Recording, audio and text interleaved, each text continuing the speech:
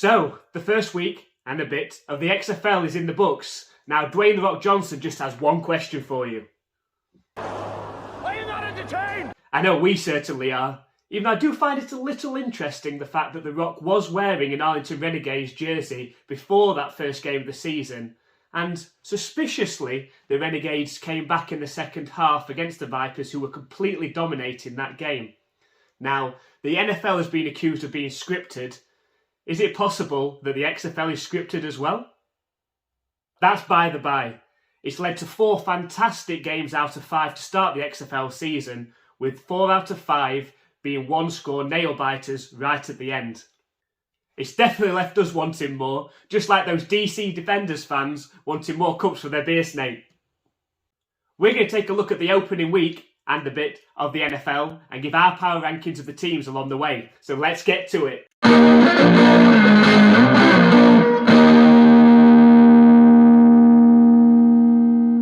Hello American football fans and welcome to NFL UK Ops. Before we get started, please make sure you hit that subscribe button so you don't miss out on any of our NFL or XFL content. The XFL got off to a dream start this week, but not for the Orlando Guardians, who are number 8 in our power rankings. The team were dominated by the Houston Roughnecks, despite scoring a touchdown, interception, hello Fail Mary. The team struggled all night, which led to former Broncos quarterback Paxton Lynch being benched. He's the only quarterback in history to be benched in 3 different leagues. Their backup didn't do any better. He stepped in and threw 2 more interceptions. They'll hope to do better in front of a home crowd versus the Brahmas on Sunday. Make sure you join our play-by-play reaction stream of that game on Sunday. The link to it's in the description, so come and join us and talk some XFL. At number 7, we have the Las Vegas Vipers, led by head coach and Hall of Famer Rod Woodson. A dominating first-half performance in the XFL's opening game, led by quarterback and NFL journeyman Luis Perez, was tearing up the script in Texas, only to see a totally different event in the second half, and the Vipers joining their Raiders counterparts in throwing away big half-time leads. Perez turned the ball over multiple times, and the Renegades won the game despite not scoring an offensive touchdown. A late fightback gave the Vipers an opportunity to tie the game with a 2-point conversion, which would have taken the game to overtime.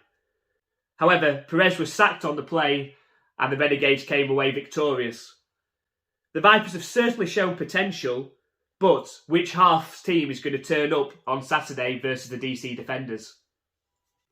At number 6 in the rankings is the San Antonio Brahmas, a newly formed team for XFL 2023, replacing the LA Wildcats. Now, if anyone could explain to us what on earth is a Brahma? San Antonio played a brilliant opening 3.5 quarters in front of the largest XFL crowd of Week 1, just over 24,000. The team, coached by former Steeler wide receiver Hines Ward, mixed the run and pass game very well. They ran a lot of heavy run packages, and the defence limited the St. Louis Battlehawks to under 65 yards of offence in the first 3 quarters. However, a late capitulation in the final 2 minutes, which led them to conceding a touchdown, 3-point conversion, 4th and 15 completion, and another touchdown, which has to be said was almost expertly predicted by yours truly during our live stream last week, condemned the Brahmas to defeat. This team will certainly be one to watch this season and showed a lot of potential. And when or where better to watch the game this weekend and with us join our live play-by-play reaction stream of the Brahmas at the Orlando Guardians. Remember, the link to that is in the description. At number 5 in the rankings is the Seattle Sea Dragons, who currently sit at 0-2 after another heartbreaking loss on Thursday night. In Week 1, the team were on top and had a chance to win versus the DC Defenders, only to see quarterback DiNucci fumble the ball on a goal-to-go situation.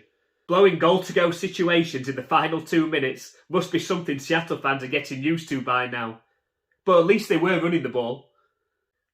On Thursday night, the Sea Dragons looked a very good outfit again, and held a late lead in that game, but were ultimately undone by a 43-yard field goal as time expired, which saw them fall to the bottom of the division, but by no means out of it.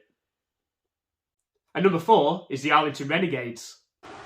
Now, if The Rock could smell something cooking before the game, it certainly wasn't the Renegades' offence during the game. The team did not score an offensive touchdown in the XFL's opening game. However, a fantastic second half stand by Arlington's defence, which started with the big man interception and score, led them to the second half comeback win.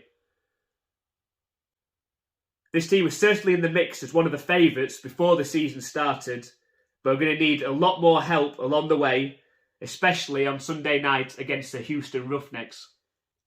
At number 3 is the DC Defenders. A raucous crowd helped the team fight back versus the Sea Dragons in Week 1, and despite the fun police breaking the beer snake, the crowd and defenders used lemons to make lemonade with a late turnover of their own and a goal line stand to secure the W.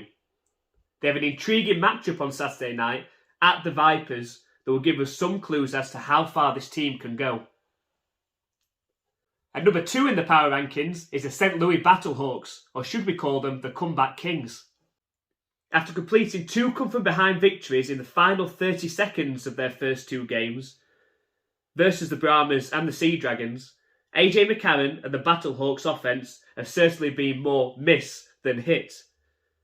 However, they've been able to turn it on when it mattered most, coming back from a 15-3 deficit against the Brahmas in Week 1 and working the ball down into field goal range to kick the game winner against the Sea Dragons on Thursday night. Battlehawks QB AJ McCarron quoted Robbie Williams and Kyler Minogue this week as he explained his decision in choosing to play in the XFL rather than being an NFL backup this season. He was doing it for the kids. Now, the Battlehawks have certainly proven they can come from behind and turn it on when it matters most, but their defence and their fans will be hoping they could put something together in the first half of a game. So number 1, and the best team in the XFL right now, is the Houston Roughnecks, led by head coach and defensive guru Wade Phillips.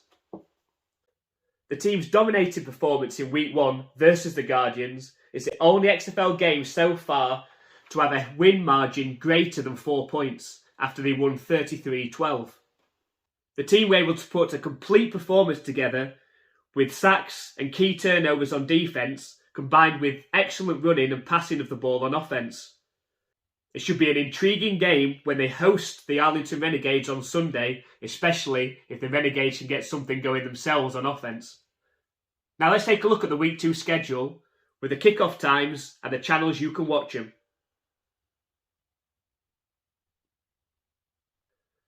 Make sure you come and join us for our live play-by-play reaction stream of the Orlando Guardians versus the San Antonio Brahmas. The link is in the description. Come and talk some XFL with us.